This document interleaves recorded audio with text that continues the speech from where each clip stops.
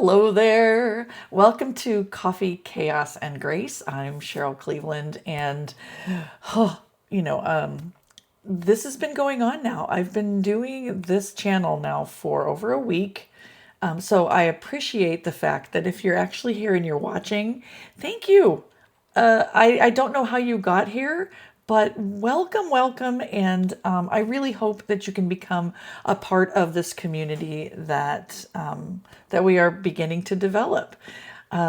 We are here as a group of like-minded people. When I say like-minded, I mean like-minded in the fact that we are here to support each other, that we are here as a place for positivity, as a place for realizing that there's so many things going on in our lives right now, and we are not alone in that all of us are going through many similar things. And so for some reason, for some people, it's really nice to realize that that we're all in this together.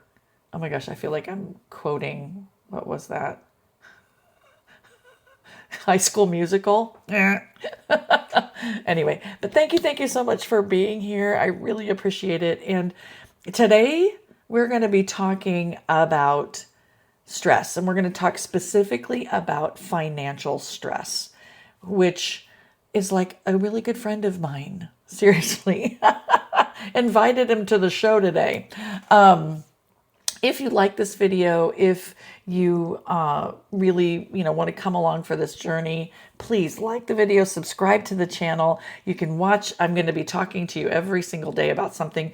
And then I have ideas we have a Facebook group that I just started called Coffee, Chaos, and Grace. You can go onto Facebook and find it there. Or if you can't find it, just let me know in the comments and I will send a link so that you can get there as well. But this is going to hopefully become a worldwide group of people who are here for positivity and for support, because I know we could all use that. And how cool would it be for us to be able to connect with people all over the place? And I'm really excited about that. So anyway, we're going to be talking about financial stress today. And I know that for some people, finances like keep you awake at night, right? And the problem to me with that is that it's kind of like other things in our life. We feel like we are the only person or the only couple or the only person who's having to deal with that stress. Everybody else has it all figured out, right? And I think a big problem is nobody really talks about it. Financial stress is incredibly common. I have worked in a lot of different jobs, and I've always had kind of the side jobs, right? I've taught forever. I've been a math teacher forever, but I've worked in real estate. I've worked in tax preparation. I have worked really basically talking about money to a lot of people, and it was comforting for me to know that I was so not alone in my struggles when it came to financing. Many people are just really ashamed to even admit that they're struggling. And we just often think that everybody else has it all figured out, right? So I know that for many people that I have worked with in the past, when they finally do talk about it, and these are people of all different income levels. You can have people that are on assistance, right? That's obviously kind of a given that there's going to be some financial stress there. But you have people that are making six figures that are struggling with their finances. So it's not just about one socioeconomic group at all. The sad thing is that stress that we put on ourselves when it comes to finances really can mess with us, right? We can lose sleep over it. We can have tons of anxiety about it. I think that I have read that the leading cause of divorce is financial stress in the relationship. Just not being able to come together when it comes to the money. And you can get so overwhelmed with that that it ruins a lot of things in your life. So financial stress, the main thing is it just doesn't stay in the bank account, right? It kind of follows us everywhere. And so I would like to talk a little bit about what has helped me in that and what may be of help to you. One of the big things that I have done is, they talk about ripping off the Band-Aid. I check my finances a lot. At least once a week, I balance my checkbook. I have an online program that I use that I keep my books on, and I literally balance that checkbook every week. It helps me have reality checks because, there are times when you're spending money and you're going, oh, I'm not even going to think about this. And you should have. And so I do. I take one small step at a time to kind of correct myself, but I don't get myself in the weeds before I do that. And that's been super helpful. I have read books. I have looked for help when I needed it. I took a class called Financial Peace University through my church, and I learned about paying for things in cash. Now, do I do all that? No, I don't do the things that I was taught there, but I do still do some of it, and I think that that's really helped. But the main thing is you have to understand you can't take all those financial stresses that you've had and solve them in one day. It's just one step at a time, okay?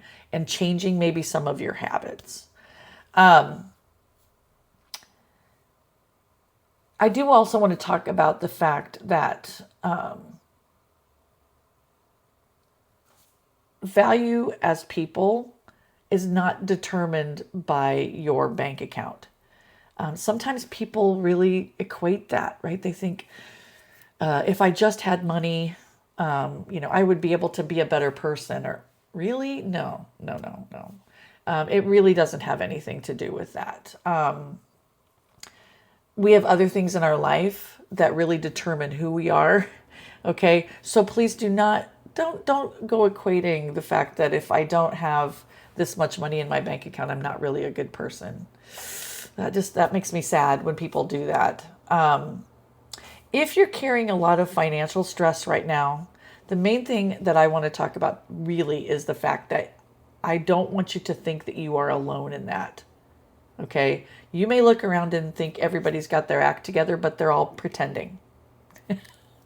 Oops! I just outed them, didn't I? And you don't have to have all the answers today. You don't need to try to rectify everything at this point. You just need to take the next step. Okay. I would love it if we could, as a group, talk to each other about what we do. I mean, I already kind of shared, I balance my checkbook every week. Okay.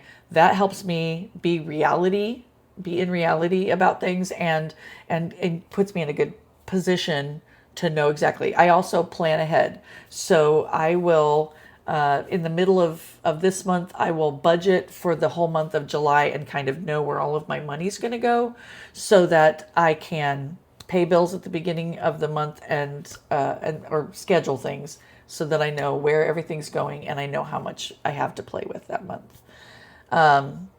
But what's one thing that you do? If you could mention in the comments, what's something that you do that helps you to stay on top of things financially? And if you don't, go ahead and read what other people are saying, because that again is part of that support system, right? Part of that thing that's going to help us to do the best we can with what we have. Anyway, thank you guys so much for being with me today. I really appreciate you. I'm hoping that we can get some participation in the comments, that we can get people over to that Facebook group. I'm thinking about other things too as we get more and more of a community built, looking at doing some lives, looking at planning some activities that we can look at doing together. But until then, Let's keep on joining. Subscribe to the channel, like the video, go over to Facebook. Let's make this a community that can really, really work for all of us. Oh, all right. Well, thank you again so much for being with me. Again, like, subscribe. Duh. I know, I hate it when people do that. But thank you again so much for being with me. I really appreciate you. And until tomorrow, give yourself some grace today. Bye.